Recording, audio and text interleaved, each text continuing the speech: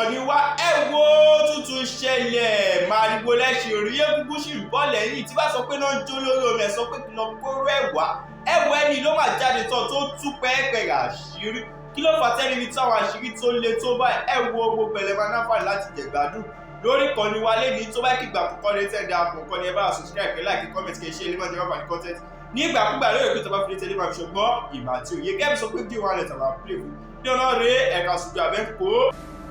gẹ́gẹ́ bí òjíṣẹ́ ọlọ́run kan because òjíṣẹ́ ọlọ́run yìí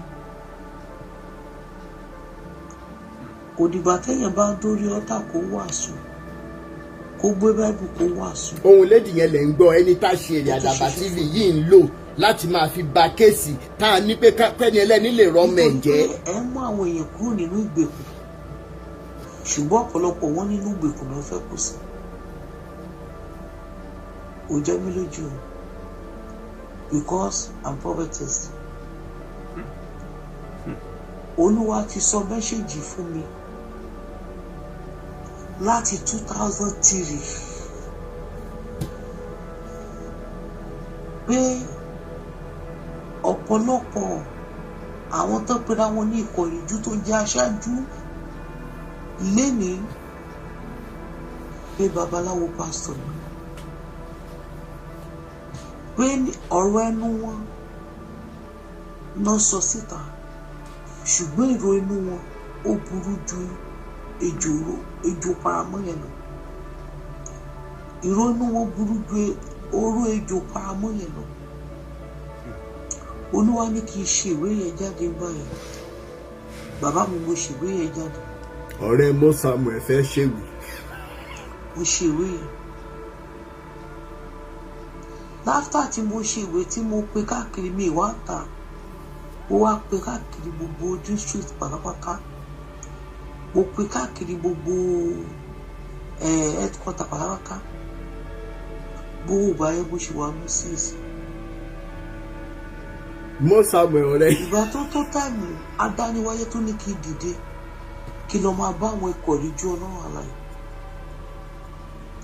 ẹni àkọ́kọ́ tí mo kọ́kọ́ lọ bá mo lọ bá láyé of Judah kó tó di kó dológun. Olúwa ní kó jáwọ́ kó nínú ibi kó jáwọ́ kó nínú iṣẹ́ ibi màmá ṣọ́ọ̀tì ẹ̀ torí kìíní èmi fẹ́ gbà yín ní. Olúwa ní kó jáwọ́ kó nínú ibi ogun mi ó sọ̀rọ̀ sí mi bẹ̀. mo tún lọ bá Sámú Òjó. Olúwa ní iṣẹ́ ibi tí wà lọ́wọ́ ẹ̀ tó pọ̀. Olúwa ní kó jáwọ́ kúrò lọ pé òun ò dìídì ìpè rárá gẹ́gẹ́ bí ikọ̀ ìríjú ọlọ́run àlàyé pé kí ni èrèdí àti máa ran iṣẹ́ òun lọ́wọ́ nítorí pé òun gan tó iṣẹ́ ọwọ́ òun gbé kalẹ̀. bàbá mi Olúwa ní kí ó ṣí mi lójú. Olúwa ní kí n wò tó bá ti di ọjọ́ prógámù àbí rédíò station Olúwa ní a máa káàkiri a lọ máa pa àwọn èèyàn. ṣé mi ì ní stop o. ó ti láwọn tó ń bẹ̀ ṣe a máa pa àwọn èèyàn láti wá jẹ́rìí rán. mi ìkọ̀kọ́ bìlífù mẹ́ṣíjì ẹ̀ ṣùgbọ́n torí àwọn kankan máa ń ṣẹlẹ̀ tó ló bá sọ fún mi tí mi ìgbàgbọ́. Olúwa sọ iná tí mi gan máa ń jẹ́yẹ̀ mi ìbìlífù mẹ́ṣíjì lákòókò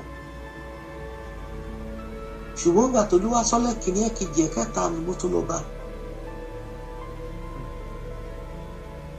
nígbà tó di bí ọdún méjì síbi fáṣírí èṣìtú ni ó tú sí mi lọ́wọ́ wọ́n máa kájọ ń gbénu ni àṣẹ ìwé máa yẹn gan ló máa bá travel. wọ́n lè lo Òṣogbo lọ́la wọ́n lè lo Èkó lọ́tùnla wọ́n á lọ káwọn èèyàn wọ́n á máa sọ fún pé àtẹ̀yẹ báyìí ní sálárì mi bẹ́ẹ̀ ṣe máa ṣe mí o ẹ̀yin lẹ máa jẹ́rìí pé ìkọ̀bá ìṣẹ̀lẹ̀ o ẹ̀yin lẹ máa jẹ́rìí pé Ọlọ́run ló bàbá fún yín o ẹ̀yin lẹ máa lọ sí pẹ́tẹ́ tí ń retí ọmọ tẹ́tí wojú Olúwa fọ́mọ ẹ ti wojú Olúwa fọ́mọ láti bíi 20 years. alleged incident tó ló ṣẹlẹ̀ láàrin òun àti Sámú Òjó rè o. ẹ̀ẹ́dẹ́ ṣọ́ọ̀ṣì ní Ẹgbẹ́dá lọ́lúwà ṣe ló ṣe ìyanu yẹn.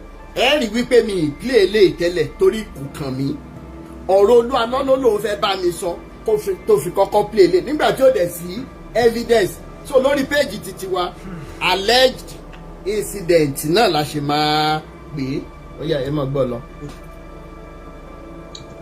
ìgbà ẹ lolúwa ṣe ìyanu ìkànnì ẹ̀gbọ́n nǹkan ti wà nílùú òyìnbó láti bíi past 30 years ìgbà tó ń dórí òkè Sàmójó tó ń gbàdúrà nítorí kò kì í dìde kò kì í ràn lọ́wọ́ kò kì í gbé kàn ó dédé ṣí ṣọ́ọ̀bù 50 million fóun ó ṣe kinní kan fóun lóríṣiríṣi àwọn ẹ̀rí bẹ́ẹ̀ yẹn wọ́n á dẹ̀ máa lọ sórí rédíò wọ́n á máa jẹ́rìí rọ́ ohun tí Ọlọ́run ò ràn wọ́n ohun tí Ọlọ́run ò ṣe lọ́wọ́ wọn.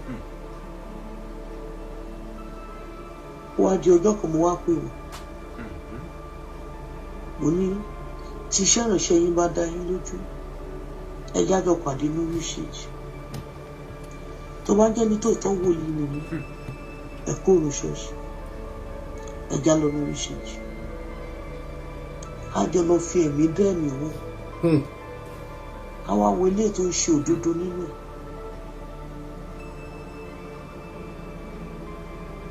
ó ní káwọn security ẹ̀ lé mi jáde ni wọ́n lé mi jáde lọ́jọ́ yìí. Sàmójó ṣó máa arábìnrin lóòótọ́. bàbá Olúwaná tẹ́ sọ̀rọ̀ yìí bàbá mi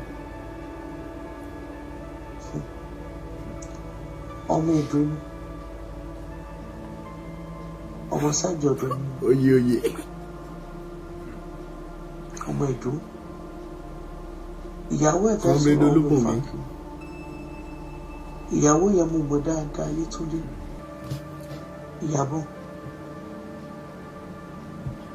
níjọ́ kìíní àná tí ọ̀rọ̀ Tọ́pẹ́ Òṣètọ́pẹ́ ṣẹlẹ̀ ṣe mọ̀ pé ọ̀pọ̀ nù yín sọ wípé Mr. Rotimi ẹ̀yin lẹ ṣe mistake ẹ bá tiẹ̀ ti ní sùúrù kẹ́ mọ̀rọ̀ àwọn tí ẹ máa rán lọ. now tẹ́ ẹ bá fẹ́ wádìí òótọ́ tírú voice note yìí bá jáde sí yín ẹ sọ fún mi wípé ẹ̀yin náà ò ní rò wípé ẹni tẹ́ ẹ lè ránṣẹ́ ni lórí wípé mo fẹ́ òótọ́ tó bá jẹ́ wípé ìdí tí mo dẹ̀ ṣe fẹ́ òótọ́ ni wípé ó ṣeéṣe kó jẹ́ wípé kì í ṣe Olúwaná gan ló jẹ̀bi ó ṣeéṣe pé bóyá nǹkan míì gan ló ṣẹlẹ̀ ẹ jẹ́ fún yín lẹ́yọ kan wọ́n gbé kéèsì arábìnrin kan gbé kéèsì wá fún mi arábìnrin náà wá sórí péèjì wa tó sọ wípé pásítọ̀ ló ràn lọ sí ilẹ̀ àràbùṣẹ́ rántí a ti wà lẹ́nu iṣẹ́ yìí ó ṣe díẹ̀ débi wípé amọ̀pọ̀ obìnrin míì ó mọ̀ kí ẹgbẹ́ bóyá pásítọ̀ lò ó wọ́n jọ gbádùn dídora wọn ni ẹ̀yin mélòó lẹ rántí tó jẹ́ wípé lady yẹn sọ wípé opó lòun pé pásítọ̀ wá fọwọ́ ra lára òun ò understand mọ́ àtìgbà ló ti ń bá ń sùn ó dẹ̀ promise òun lówó mo wá ti àwọn méjèèjì mo ṣe débi wípé pásítọ̀ Elijah Abiodun tó máa ń òun náà máa ń kó àwọn èèyàn lọ sí Jerusalem bíi AK-47 tẹ́ bá rántí ni mo wá find out wípé the lady just wanted to use my platform láti fi gbowó ńlá lọ́wọ́ Elijah Abiodun nígbà tó yẹ pé nǹkan tóun náà dẹ̀ jẹ́ n tó jẹ ní kí ẹgbẹ́ bóyá yọ kínílẹ̀ méjèèjì ẹjọ́ dàgbà ni ẹjọ́ dóra yín ni ẹ̀dẹ̀jọ́ gbádùn ẹ̀ ni bọ̀pọ̀ wá fẹ́ gba owó ó wá sórí platform because o mọ̀ pé mi kì í fẹ́ gbọ́ kankan nípa atrocities àwọn pastors yìí àwọn kàńdá tó pọ̀ nínú ìrẹsì tí wọn ò jẹ́ kíṣẹ́ ṣeé ṣe fáwọn tó fi òótọ́ mo máa ń fàyè yẹn lẹ̀ because gbogbo akọ́lá máa wà liberated lẹ́ẹ̀kan ẹ jẹ́ ká bára wa sòótọ́ ọ̀rọ̀ àwọn pastors kọ̀ọ̀kan ṣe bóyá bíi 1 to 1.5 wọn pé 2% tó jẹ́ wípé torí wípé story tí wọ́n mọ̀ nípa Jésù ni wọ́n ṣe ń ṣe ní tí wọ́n ń ṣe orí péjì wa láti sọ̀rọ̀ pastor Redeem tá a sẹ́ǹdì owó sí wípé a gbọ́ pé ó ń ṣiṣẹ́ oko ó dẹ̀ ń fún àwọn church members ní nǹkan oko. That is even enough to tell anybody that I am not against anybody. I just want all of us to be alright. Lẹ́yìn ìgbà tẹ́ni yẹn bá mi send owó sí pastor yẹn èmi fúnra mi tún gbé ìgbésẹ̀. So if she said something like this pé òun mọ Yétúndé Ìyábọ̀ Òbé dáadáa òun mọ family wọn dáadáa wrong me. look into my face and tell me pé bí mo ṣe rán lọ pẹ̀lú Tọ́pẹ́ tí mo rò pé mo trust because títí Tọ́pẹ́ ni wípé ìjọ tó kọ́kọ́ máa bá mi sọ̀rọ̀ it takes somebody tí mo rò pé okay o realizing tó ti ṣe sẹ́yìn kó tó sọ wípé àti kékeré tí ẹ mọ̀ pé ẹlòmíì lè fi side yẹn pamọ́ kò sẹ́ni tó máa mọ̀ but for Tọ́pẹ́ to have opened his mouth to tell me pé bàbá òun ló kọ́kọ́ rán lọ sí ẹ̀wọ̀n nígbà tóun jalè.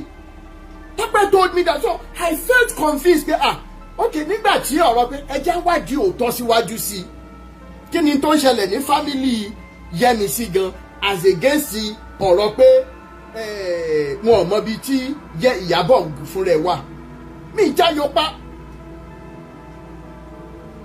mi mọ̀ pé olórí burúkú ayé ọ̀run méjì gédégbé ni mo gbé dìde. Ni mọ̀ but torí bí ọ̀rọ̀ báwo ló ti di ọmọ ṣe then don't forget that I said I was at work njọ́ kan mo wá rí message cosmate mi kan nígbà tá a wà ní UI immediately tí mo jáde tí mo rí message ẹni mo pè lórí fídíò directly ni ló gbé níbi báyìí ní my tumonia mo mọ àwọn tó ń sọ yìí so kí ara tèmi gan ni so ti ń rùn oh yes ara tèmi gan ni so ti ń rùn. So for some of you that think that maybe Rotimi has personal kinikan, ẹ ti ṣí. Let's assume that mi tiẹ̀ wá mọ Ìyábọ̀ rí ní my two. Tèmi ti máa ń lọ ṣeré ń gbà yẹn because àdúgbò wa ń gbà yẹn níbi tí a kọ́lé sí. Àdúgbò wa dry tó pé ńgbà míì gan wà pé a kì í dáná oúnjẹ tá a bá sè lé òtí ẹ̀ kì í wù mí jẹ. Ṣé ni kọ́sì mi máa ní pé tí bá ti fẹ́ lọ jẹun o kí n yá gbé bóòlù dání o goat meat nìkan lòun máa ń fẹ́ ń gbà yẹn ó lè ra àmàlà kékeré goat meat máa pọ̀ iwájú Táíṣó láàrin ní estate yẹn wà directly ẹni tó bá mọ Táíṣó láàrin school ní after Apple Junction bẹ́ẹ̀ yẹn ká tó dé Festac Bridge àwa la kọ́kọ́ kọ́lé síbẹ̀ yẹn ẹ lọ béèrè lọ́wọ́ ẹnìkan kan kú Sam's ice cream so mo mọ̀ Ìyábọ̀ dáadáa so ẹ gbàgbé pé bóyá anything even if I didn't know her if she were to be unknown to me n tí mò ń ṣe ni máa ṣe now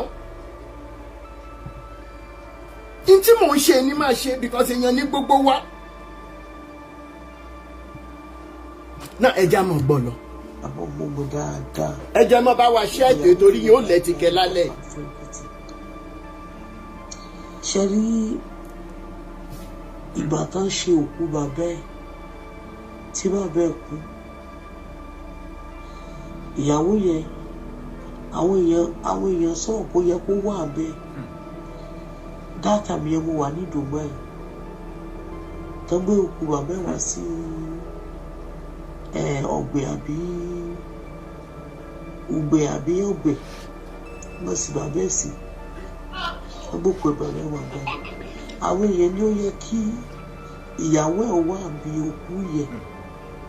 Kí ló dé tí ò mú ìyàwó ẹ̀ wá ṣé ó ti lo ìyàwó ẹ̀ nù ṣé ó ti ṣe kinní kan ni gbogbo nǹkan tá gbogbo èdè ó sọ nìyẹn o kò sí ìyàwó ẹ̀ kò sáwọn ọmọ ẹ̀bẹ̀ àwọn èèyàn ṣá wá láti US wọ́n wá láti Canada táwọn èèyàn wá síbi ìnáwó yẹn kí ló wá dé tí ó lè gbé ìyàwó ẹ̀ wá ṣé èlò ló fẹ́ ná fún kinní owó dẹ̀ wà lọ́wọ́ ẹ̀ gbogbo nǹkan táwọn èèyàn sọ gbà yẹn wọn kálukú sọ nídòó nìyẹn bó yẹ kó lè gbéyàwó ẹ̀ wá ó yẹ kó lè ṣe kinní kan pé àwọn fámìlì ọkọ ìyàwó jáde àwọn fámìlì ìyàwó wọn máa ti fa bẹ́ wọn jóná wọn máa ti fi kinní kan jóná wọn máa ti ṣe ìpínlẹ̀ wọn máa ti sọ ọmọ wọn nù wọn máa ti tọmọ wọn lọ́pọ̀ pé iṣẹ́ ìrànṣẹ́ ilé ò máa kì í ṣe kinní. Bàbá mi ó kálukú wá sọ tiẹ̀ pé iṣẹ́ náà ṣe lé òun ṣe iṣẹ́ gidi kì í ṣe kinní kan kì í ṣe Ọlọ́run ló pè kì í ṣe kinní bẹ́ẹ̀ dẹ̀ lọ́pọ̀lọpọ̀ àwọn wòlíì ẹ̀ tó jẹ́ àwọn àgbà tó jẹ́ àwọn aláṣẹ wòlíì ẹ̀ mo dẹ̀ máa sọ fún ọ̀pọ̀lọpọ̀ àwọn èèyàn nítòótọ́ ẹ lè lọ́bẹ̀ àwọn èèyàn lè lọ́bẹ̀ dágí kí Ọlọ́run ṣe kí ni kí Ọlọ́run tiwọn tí ó kìí ṣe Ọlọ́run táwọn á sí wọn torí Ọlọ́run mẹ́ta ló wà yes Jésù mẹ́ta ló dẹ̀ wà. Kí Ọlọ́run tí wọ́n kó ṣiṣẹ́ ìyanu nínú ayé wọn, bàbá mi. Tí Ọlọ́run tí wọ́n bá ṣiṣẹ́ ìyanu nínú ayé wọn, láàrin oṣù mẹ́fà, ogun 10 náà máa gbé kúrò mẹ́. Tó máa tún wá rí ìyanu ojú ẹ lọ́jọ́ kan, ìyanu kan, tí ìyanu kan bá tún ṣẹlẹ̀, bàbá mi, ogun 20 àti kó ogun yẹn nínú ṣọ́ọ̀ṣì yẹn. Nítorí pé kí ni wọ́n fi ògo wọn dájọ́ lé. I'm commissioner of police wife, but ọkọ mi ti late.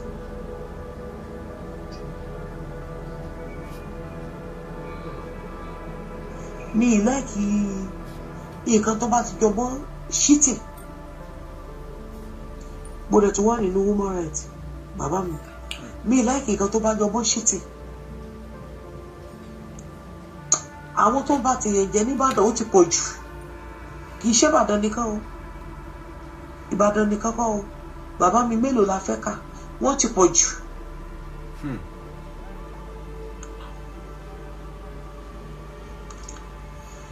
Ẹ wo bàbá ọwá. Bí bàbá yẹn ṣe lókìkí tó. Ọ̀rẹ́ mi kan ló lù. Allegedly. Àbálẹ́ ọ̀rẹ́ mi yẹn ló lù. Allegedly. Fàájì ìgbà yẹn. Mi ìmẹ́ tó ń jẹ́ bàbá wádìí nílé ni. Mi ì sọ nǹkan kan pa ẹ̀. Ó fi áńkí wáìtì òfin lójú ọ̀rẹ́. Ìgbà tọ́rẹ́ mi yẹn ti wá gbọ́n tó ti wọlé ọkọ ló ṣe sọ sórí yẹn fún mi.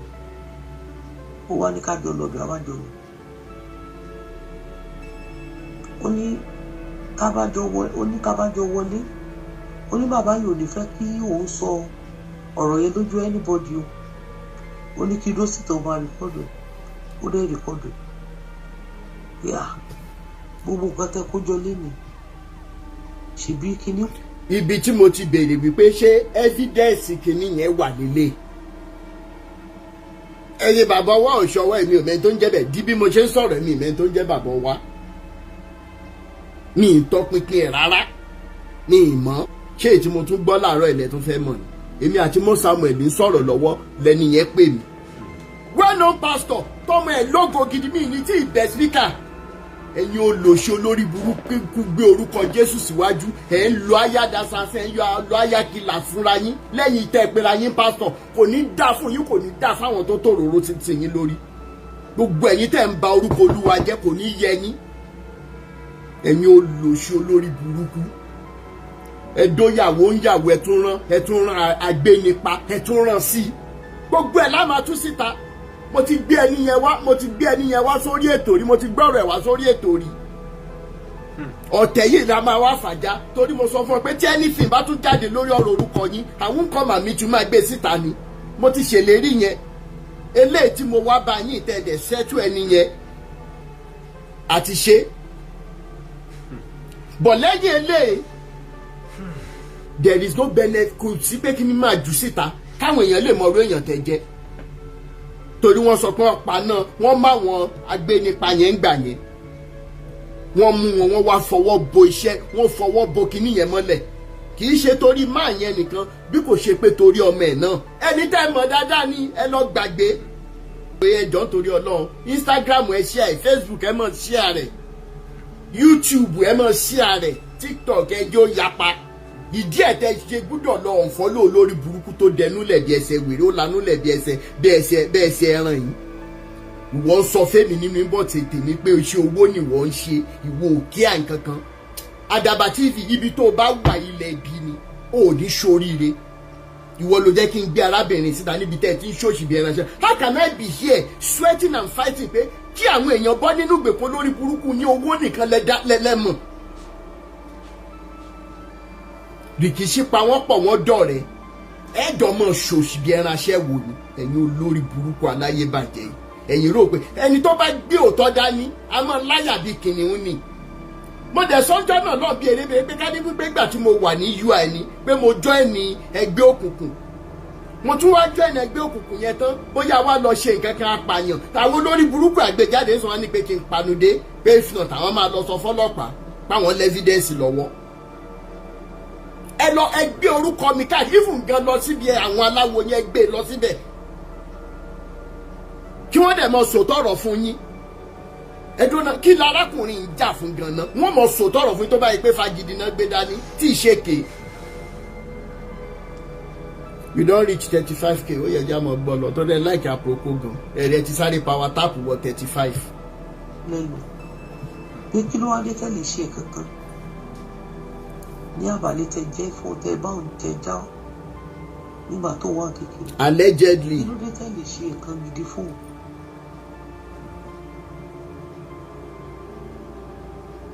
kí ló dé tẹ́lẹ̀ ṣe nǹkan gidi fún un. bàbá yẹpa lẹ́nu mọ́ ni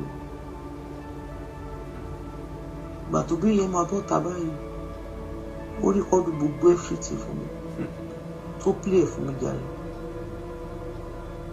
Dádé ẹjọ́ ṣé bọ́lá ṣe gbélé wa lọ́wọ́ nìyẹn. Ayọ̀ Babalọ́lá tán pariwo lẹ́nu ṣé bí Ayọ̀ Babalọ́lá ṣe gbà náà ṣe ń tẹ̀lé náà ṣe ṣe ni. Ẹ lọ ká nǹkan tí Jeremiah 15 sọ ni. Jeremiah 5 jàre. Jeremiah 5 verse 25 ẹ̀ka dé sálẹ̀. Ó ní wọ́n kó ọ̀rọ̀ jọ wọ́n sanra ó nítorí náà ni wọ́n ṣe ń dín ńlá.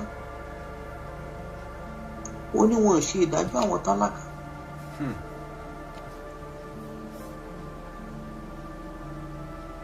Dádì níbo la bá ṣèrànṣẹ́ lọ ṣó dìgbà tán bá lo ẹ̀jẹ̀ ènìyàn ó tó di pé iṣẹ́ ìrànṣẹ́ wọn di ṣe ni. Mo lọ ṣọ́ọ̀ṣì kan ní sáìdì Ẹgbẹ́dá yìí ní sáìdì ìyànà Àgbàlá Ìtura òde Àgbàlá Ìtura rárá lọ bá pásítọ̀ kan gbogbo ìgbà yẹn ẹnìkan ló bà ṣọ́ọ̀ṣì mi gbà yẹn lówó ṣọ́ọ̀ṣì mi lulẹ̀ wọn á lọ bẹ́ẹ̀ ni ẹ pé kí ṣe ká kó fún mi kó ṣe kánsẹ́lì fún mi ó jọjọ Tuesday bàbá mi gbogbo pílà ṣọ́ọ̀ṣì yẹn pílà kan tí mo dìbò bẹ́ẹ̀ báyìí mo fi ọba dání wáyé o tí màá jẹ láyà tọrọ búra ìgbé ọmọ tuntun ni mo ń bọ́ mi. Bàbá. mo tún sá kúrò bẹ́ẹ̀ mo tún di pílà kejì mu ìgbé ọmọ tuntun mo ń bọ́ mi. Pílà bíi 6 sí 8 tí mo dì mú tí mo sá bọ́ síbẹ̀ kí dì mú kí dúró ìgbé ọmọ tuntun mo ń bá mi because mi lè dúró dáadáa mo ti weak torí mo ti sun ẹkún báyìí pé kí tiẹ̀ lè kí ẹni yóò kánsẹ́lì. Mo Samuel torí bẹ́ẹ̀ ṣe ń bísì kì í ṣe gbogbo àwọn tí n bá rántí sẹ́ǹdì ni mo máa ń sẹ́ǹdì bẹ́ẹ̀ ni allegedly. Because during the time yẹn mi lè kánsẹ́lì ara mi ìgbé ọmọ tuntun mo bá ṣọ́ọ̀ṣì yẹn tàbá dẹ̀rí ọ̀pọ̀lọpọ̀ èrò bẹ́ẹ̀ láti ọjọ́ yẹn mi tẹ bí mo ṣe sá kúrò bẹ́ẹ̀ nìyẹn tí mo sọ ẹkún jáde àwọn èèyàn ní mẹ́mí ẹ pẹ̀lẹ́ ṣé wọ́n pè yín ni kí ló ṣẹlẹ̀ ṣé èèyàn kú fún yín ni kò dẹ̀ sí nǹkan méjì tí mo fi sọ ẹkún kúrò bẹ́ẹ̀ ju nǹkan tí mo rí inú ṣọ́ọ̀ṣì yẹn lọ. Ẹ jẹ́ máa bá wa share ètò yìí ẹ jọ̀ọ́. Because Olúwa náà ti sọ ó ní mo mọ àwọn tèmi sí mọ̀ mi ẹ jẹ́ kó kálukú máa ṣe lọ ṣùgbọ́n bẹ́ẹ̀ ṣe ń tú àṣírí wọn yìí bàbá mi inú mi dùn gan ó sì pọ̀ má dán tẹ́ ṣì máa tú ó sì pọ̀ ṣùgbọ́n ẹja kọ́kọ́ yẹjú ti Olúwa lọ́yẹ̀ náà.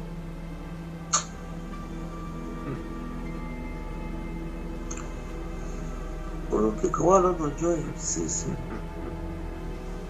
pásítọ̀ yẹ ìyàwó 4 lọ́nà ọjọ́ ló wá ṣèṣe ìyàwó 4 lónìí ìyàwó 4 ni bàbá yẹn ní 4 lónìí nínú ṣèṣe pásítọ̀ ṣèṣe ni o. Allegedly. Ìkànnì mẹ́ta nu wọn tó bá ọ̀gá ìkànnì mẹ́ta nu wọn ànúwó máa yẹ ṣe mí gan bàbá mi tó bá dọjọ́ program báyìí bóyá wọ́n ṣe mercy once again àánú lẹ́ẹ̀kan sí ẹ wò ó máa ṣe kátàkátà kiri orí òkè ní tá máa sọ̀rọ̀ sí ọmọ bàbá yẹn tó jẹ́ ọmọ wòlíì ẹ wò yánmọ̀yánmọ̀ tí ẹ pọ̀ nínú iṣẹ́ ìránṣẹ́ yìí ó ti ẹ̀ jẹ́ kí ó jẹ́ kó sú gbogbo ọ̀pọ̀lọpọ̀ àwa tá dúró. Ìránṣẹ́ náà tó bá dé dúró ó yẹ kí n parọ́ kan fún yín, ẹ lè rí ṣọ́ọ̀ṣì kò dìde dáadáa, ẹ lè rí ṣọ́ọ̀ṣì kò develop dáadáa, ẹ lè rí inú ayé ẹ̀gẹ́ pé ìránṣẹ́ Ọlọ́run. àlùbáríkà bàbá. Yes. Ohun mìíràn ti sórí kan ọlọ́pàá lẹ́yìn tí mo sọ yìí spinal cord kan kíndìnrín bàjẹ́. Professor Babatunde Lawal Salako òun ni consultant ẹ̀ lọ́dún tí mo sọ yìí ó ti weak, ó ti wà kó má kò lè sọ̀rọ̀ mọ́. Wọ́n ní dókítà yẹn ní ká máa fún lóúnjẹ tí tó máa fi páàkì ni pé kò sí solution kan tán lè ṣe lórí. Báwo ló dẹ̀ ṣe ń jẹun? Wọ́n máa fi tó bá yẹ pé mẹ́mẹ́ ló fẹ́ jẹ wọ́n máa fi blender, wọ́n á fi blend ẹ̀ tó bá fẹ́lẹ̀, wọ́n wá kíní ìsìndá bí network ṣe sọ fún mi. Ó ní olóòdẹ́ ní wòlíì kan olóòdẹ́ máa ń lò bẹ́ẹ̀ ó ní ṣé kó fún wọn nọ́mbà, wọn ní kó fún wọn wọ́n ṣe pè mí lọ́bẹ̀ nìyẹn. Bàbá mi dẹ̀dẹ̀ bẹ́ẹ̀ wá ju Olúwa lọ́rọ̀ àlàyé. Ṣé lè bíjú pé Olúwa ní kò ní kú pé kán discharge, wọ́n discharge ẹ̀ lọ́lé mú bọ̀. Ó ń ṣọ́ọ̀tì ẹ̀ torí dátà ẹ̀ torí kíní yẹn mi fẹ́ kó má gùn jù mí. Now gbogbo àwọn eléyìí ò kan èmi, ẹ rí i pé mi ti máa ń sọ pé n tó wà lọ́wọ́ mi ti ń bà, ẹ̀yin ọ̀gbẹ́ máa rò pé Rotimi kàn fọ́ǹbù ni, Rotimi kàn lẹ́nu ni, ẹ̀ tí ì gbọ́n kankan. Mo dẹ̀ máa ń sọ bí erébèrè pé n tí mo ti gbọ́ tí mo dẹ̀ sì tún lè jókòó báyìí mọ́ sọ fún ọ̀pọ̀lọpọ̀ ní yín pé Àlélédùmarè wà sẹ́ẹ̀, tí mo dẹ̀ tún máa ń kọ́ lórí wípé àṣìwèrè ènìyàn wípé Ọlọ́run kò sí, àṣìwèrè ènìyàn wípé Ọlọ́run kò sí, àmọ́ lẹ́sẹ̀kẹsẹ̀ mo ródò tó ń ṣàn, mo rẹja tó ń lúwẹ̀rẹ̀, wọ́n fohùn kan kọrin wípé Ọlọ́run ń bẹ. Gbogbo ìgbà ni máa ń sọ àwọn pásítọ̀ yẹn wá kóra wọn jọ, wọ́n lọ máa sọ fáwọn èèyàn wípé Rotimi sọ wípé kò sọ́lọ́run, ẹ mọ́ tẹ̀lé mọ́ o, Rotimi ní kò sọ́lọ́run. Ẹni tó bá wá sórí péjì mi fún rẹ̀ máa gbọ́ bí mo ṣe ń kí Ọlọ́run. But the question is, ṣé àwọn tẹ́ ń sọ yìí, àwọn pásítọ̀ tẹ́ ń sọ yìí, ṣé wọ́n mọ Ọlọ́run òótọ́ bí? Ṣé wọ́n mọ Ọlọ́run òótọ́? Ṣé wọ́n mọ Ọlọ́run tó gbé òótọ́ dání? Ṣé ẹ mọ Ọlọ́run ìdájọ́? Ṣé ẹ mọ̀? Agbánilójú ojú ń ṣẹ̀jẹ̀. A béèrè simple question lọ́wọ́ Olúalọ́ jọ nítorí Ọlọ́run. Wo fídíò Ìyá Ìjẹ̀ṣà tó ń sunkún. Ṣé Ìyá Ìjẹ̀ṣà ti wá dàgbà débi wípé wọn ò mọ tán ṣe mọ́ ni? Báwa ṣàánú ìyá ìgbogbo agbára tó bá ní. Tí bá wa fi wá Ìyábọ̀ kó jẹ́ kó bá ìyá sọ̀rọ̀, kó jẹ́ kí family unite now. Olórí burúkú yín tẹ́lẹ̀ ń wá Ọlọ́run òótọ́ káàkiri, Ọlọ́run ìdájọ́, ẹ sì wà ní mínísítírì yẹn ẹni pé ń pe Ọlọ́run. Ṣé Ọlọ́run yín ò mọ̀ wípé olórí burúkú ni gbogbo yín ni? The simple question we are asking, kí lẹ̀ tí ì ṣe tán? Gbogbo ìgbésẹ̀ tẹ́ gbé pé kẹ́ fi pa wá lẹ́nu mọ́ ní irú àwọn Àdàbà TV yìí fi jáde, irú àwọn MCY fi jáde now. Lady yìí sẹ́ndì fídíò MCY kan sí mi níbi tí MCY ti ń play fídíò bẹ́ẹ̀ gbogbo yín ẹ̀yìn náà wò, ṣé bí ìyàwó Olúalọ́ tí Rotimi Daniel ló ń wá lélẹ́yìí.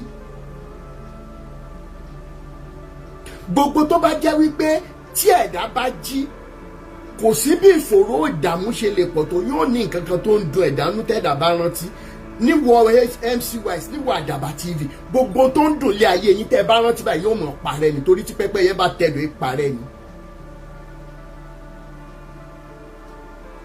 Ìbànújẹ́ tí inú ìbànújẹ́ tí Ìyá Ìjẹ̀ṣà wà lẹ́ni, àwọn ìyá yóò wà nínú ìbànújẹ́ ju báyìí lọ nílọ́po ogún lórí ọ̀rọ̀ ayé yín, kì í ṣe àwọn siblings yín, lórí ẹ̀yin méjèèjì. téèyàn bá tiẹ̀ wá bá ẹ gẹ́gẹ́ bí oníkébékébé tẹ́ máa rí tí lady yìí jẹ́ tẹ́ fi máa mọ rísì tí mi ṣe bá sọ̀rọ̀ mọ́ tí mi ṣe dá mọ́ ní ìbàdójọ náà lórí ọ̀rọ̀ yẹn pé ó ṣe débi wípé mo Samuel wọ́n lè jẹ́ mi lẹ́rìí ó ṣe débi wípé òun nìkan ló lè bá ìyá Ìjẹ̀ṣà sọ̀rọ̀ ló lè bá Fúnkẹ́ Òbé sọ̀rọ̀ ṣé kí n sọ tọrọ kan fún yín níwájú Ọlọ́run àtẹ̀yàn nígbà tí mi ìdálédì ló mọ̀ ẹ mọ̀ gbọ́ fẹsọ̀ tí ẹ̀rọ Ọlọ́run ó bá yín ǹjẹ́ jámọ̀ pé lédì lọ sí Ìfàkì ó lọ sọ fún Fúnkẹ́ àti ìyá Ìjẹ̀ṣà pé Rotimi ti gbàbọ̀dè ó ti gba owó lọ́wọ́ Olúalọ́ ó ti switch sọ́dọ̀ Olúalọ́ ǹjẹ́ jámọ̀ ṣá. Because so many of you will never understand the kind of person I am. And I am not surprised because ibi tí wọ́n bá Nàìjíríà dé ó ṣòro ká tó rí ènìyàn tí ó dìde fún ẹ̀tọ́ ọmọ ènìyàn tí ìṣe wípé bóyá ó fẹ́ gba owó ó ní ulterior motive. It is very strange. Ó send the central voice note sí mímí ìdẹ̀dẹ̀ náà mọ́ torí tó bá send the voice note ọ̀rọ̀ pé bí ìgbà tó yẹ pé o fẹ́ fún rẹ mọ́ mi lọ́rùn pé o ṣàfẹ́ bá mi ṣe owó náà dẹ̀ ni. Irú àwọn MC wise irú àwọn Àdàbà TV ló máa fẹ́ fún ẹ lówó because wọ́n wà desperate to push out whatever is not. Ẹ jẹ́ kí n sọ déètì tí lady ti sẹ́ni gbogbo kìíní sí mi but torí pé mi ìjẹ́sí kan ni ò jẹ́ kí n gbé síta but torí eléyìí tó wá ṣe yìí tó fi lè lọ sọ pé mi promise òun ní 500,000 kí ló fẹ́ ṣe fún mi ṣé o fẹ́ ta òbò fún mi ni bó fẹ́ ta òbò fún mi gan èlò lóbò ẹ̀yin obìnrin ti bòbò jẹ́ tẹ́lẹ̀ ló yẹ pé a mọ wàhálà tá à ń ṣe ká tó dóbò náà ní ìṣe ti sọ di tọrọ kọ́bọ̀ ẹ̀yin obìnrin ẹ̀yin ìyá wa a tó ń bọ̀ sí wípé I am using my hard-earned money to fight for justice to get justice for people. Elédùmarè tẹ́ ẹ̀ ti bá wa ṣe débi wípé tí n bá send message sí pastor mi immediately náà ń káwọ́ sókè pé ó mú mi lọ́wọ́ ẹjọ́ ẹ pa mí sílẹ̀ mọ́ pa mí síta. Tí n bá jẹ́ni tó ń gbàbẹ̀ tẹ́lẹ̀ ni wọ́n máa mú mi ṣeré ni náà pé owó náà ló máa jẹ. Ìkan lára àwọn pásítọ̀ tilẹ̀kùn mú lọ́wọ́ tó dẹ̀ káwọ́ sókè ó dá ẹ settle victim yín ní tẹ́ promise ẹ̀ láti kékeré tẹ́ tí ń bá sùn nìyẹn náà èho jí o. Ẹ tún wá pè ní last year pé kó wá rí yín nígbà tó ń sunkún sí yín lọ́rùn. Ṣẹlẹ̀ tún ní wípé kí gẹ̀ yìí wá fún yín ní blow job nínú ọ́fíìsì yín. Ẹ dẹ̀ ní wípé kínú mi dùn kí má máa fún yín lépè. Ẹ wá gbé bóyá 5 or 10,000 lé lọ́wọ́ àwọn ọmọ tí yín dẹ̀ wà lábroad. Ẹ wá là ń bú Jésù yín. Mo mọ̀ jàre light up torí ẹ̀ náà ni mo ṣe ní fi percentage díẹ̀ lẹ̀. How did we get here? Ó pé ọmọ yẹn sunkún sẹ́lá pé dáàdi ayé òun bàjẹ́ lọ. This is the lady tó ń gbélé yín láti kékeré tó ń bá yín tọ́jú àwọn ọmọ kí lẹ gbà lọ lára ẹ̀ ṣáàmọ́ ni.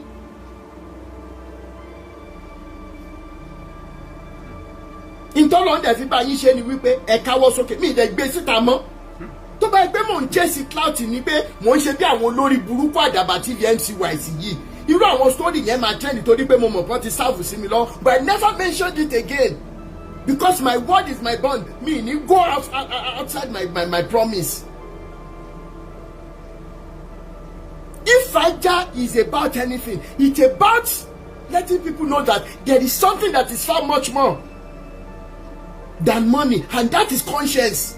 Ìjọ tó o bá ti ní conscience mo kò sí iye tó o lè ní láyé kò lè ní meaning. But when you have conscience, the little you have is okay by you. Kí ló ń ṣe wá gan-an?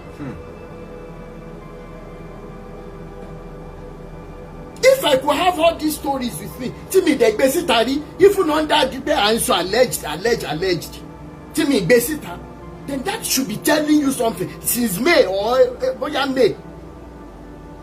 And this is August, mi dẹ̀ gbé síta rí until ìgbà tó tún wá go extra mile láti máa sọ wípé òun fẹ́ bà mí lórúkọ jẹ́ lórí kéèsì tó wà nílẹ̀ yìí.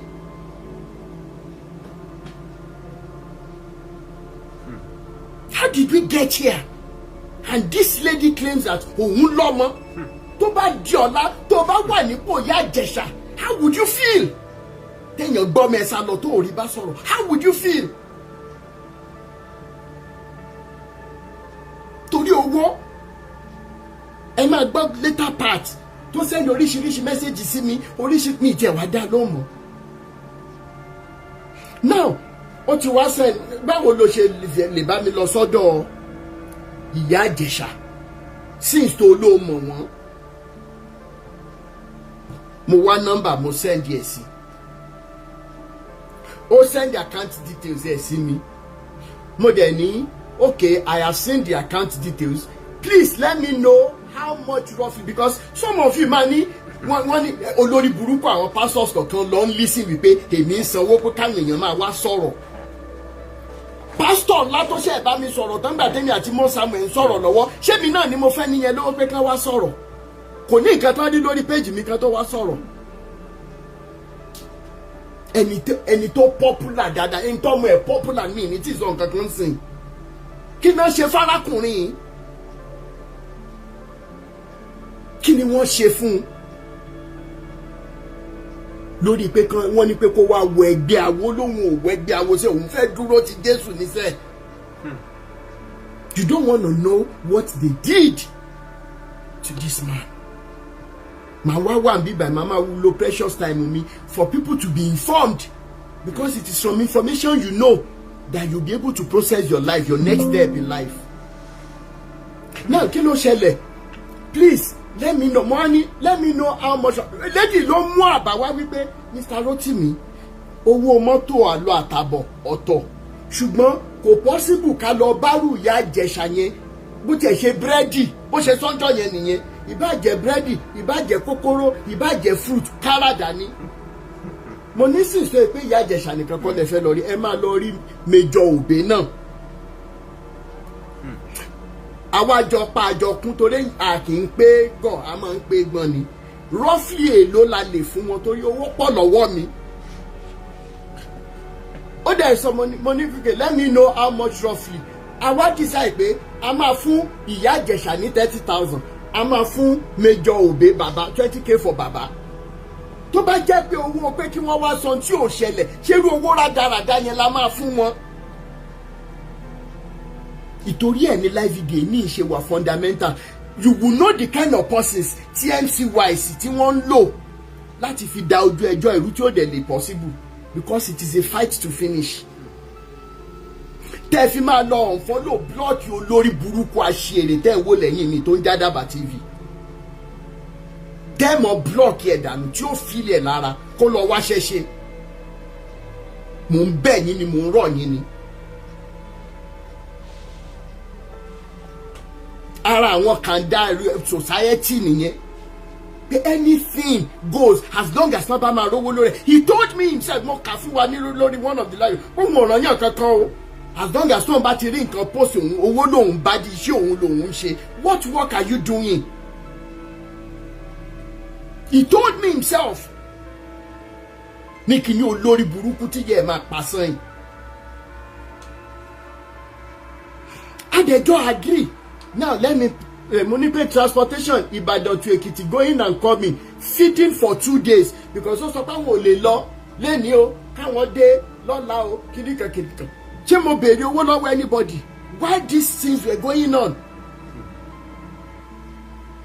Ẹ wá béèrè lọ́wọ́ mi tí n bá juru information síta pé ẹjọ́ mo need owó láti rányàn lọ síbi kan. Ẹ̀yin èèyàn máa fún mi lówó now, but I didn't.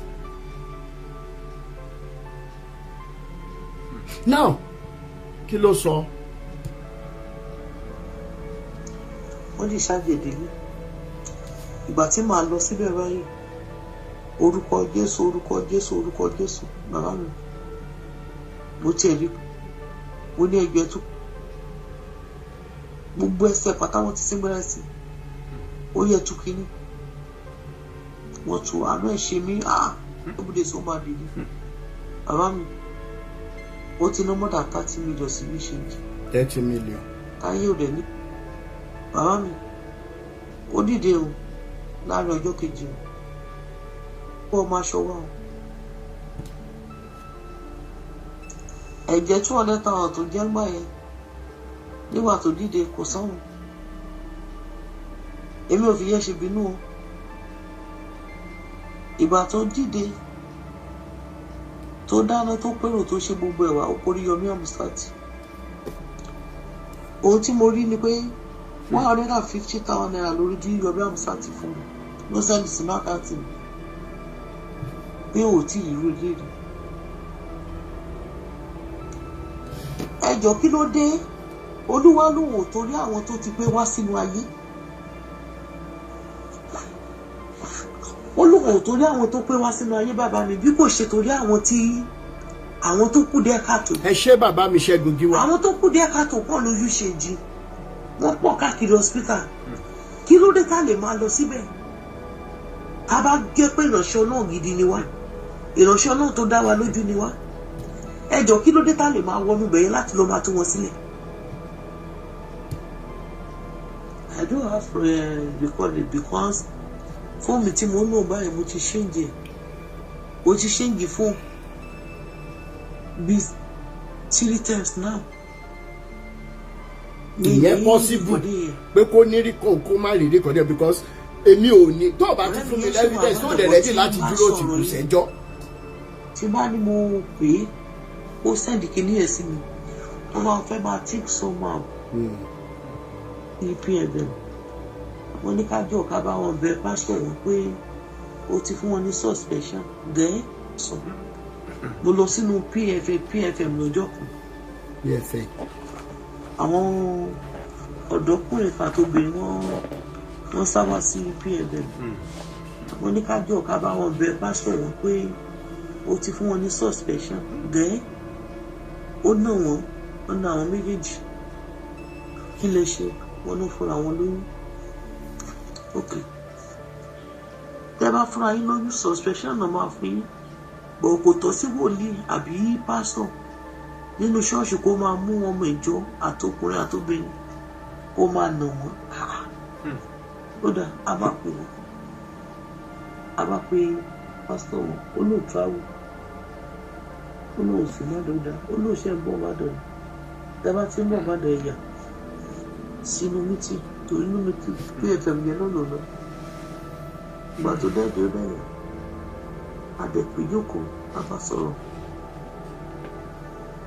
pé kí ọmọ ìjọ àti ọmọ ìjọ nínú ṣọ́ọ̀ṣì kankan fẹ́ra wọn oríire ẹni tó bá rí pé ní tòótọ́ lolúwa fìdí ṣọ́ọ̀ṣì. ẹ má gbàgbé pé ọ̀rọ̀ Olúwa gangan ló dà wá pọ̀ gbogbo eléyìí tó ń sọ yìí kò kàn mí o as a matter of fact tí n bá parọ́ k'Ẹlẹ́dùmarè fìyà jẹ mí gbogbo tí n bá ń wá láyé kí n má rí àná yìí láti jẹ tata èèyàn ti ń sẹ́dà bí láti jẹ ni pé òun àti Àdàbà TV ṣe fídíò wọn interview ọ ní pé mi fẹ́ fún òní 500,000 bí 100 lè ní sanbẹ or whatever story ni mo ṣe wá lọ wo àwọn chat wa ǹjẹ́ ìbílẹ̀ ìpá náà ni mo ṣe gbọ́ àwọn voice note mi torí tó bá ti jẹ́ ẹjọ́ tí ó kàn mí mo busy ju gbogbo ẹ̀yin tẹ́ bá ti bá mi sọ̀rọ̀ rí ẹjọ́ ẹja mi tí n bá parọ́ tí mi bá lóun fẹ́ sọ nǹkan kan fún mi wọ́n wá send the voice note almost 1 hour sí mi ẹ máa wá sẹ kí ni mo máa sọ fún mi kí ni mo fẹ́ fi 1 hour voice note nígbà tí èpè mi ní life tí mò ń live ẹjọ́ kúrú tẹ́lọ̀ mi bá máa wá summarize àwa summarize ẹ̀ sí bóyá 15 minutes ní tí mo fẹ́ gbọ́ nìyẹn ẹ máa wá rojọ́ 1 hour 2 hours fún mi irú ẹ̀ ní lady nsìn oníkóbókóbó èèyàn ni now gbogbo tí ó kàn mí ló ṣe sọ o. òkè kí ni Lizzy tẹ́lá máa fi nà wọ́n sí àtàwọn ìyàwó obìnrin tó wà mẹ́ ilẹ̀ méjì tẹ̀lé mi kán bọ̀ kadà tẹ̀lé wọ́n ṣe pé padà pé ó gbàgbé nǹkan sínú lálọ́ tó wà ní ṣọ́ọ̀ṣì ó lóun gbàgbé kan alọ́gbàgbé kan kó padà sílẹ̀ bàbá mi ṣá lè bìlí pé bá a ṣe dá dúró nìyẹn bá a ṣe sọ̀kalẹ̀ bá a ṣe rọ́ síbi mọ́tò ẹ̀ nìyẹn. ìkan tí ẹ wà lábẹ́ òkúta yẹn. ẹ wò ìyà tó ń jẹ mí lórí ọ̀rọ̀ liberation yìí. gbé mi wọnú yàrá kan lórí WhatsApp ní group mo dẹ̀ ní láti gbọ́dọ̀ tí nọ́mbà mi ó lọ́mọ Èkìtì náà wọ́n pè mo dẹ̀ consider ẹ̀ èmi náà sọ̀tì lé oníkàrà ID card 5,000 kásánwó wá kásánwó àwọ̀ àdẹ̀pọ̀ mẹ́yà lé ní 70 something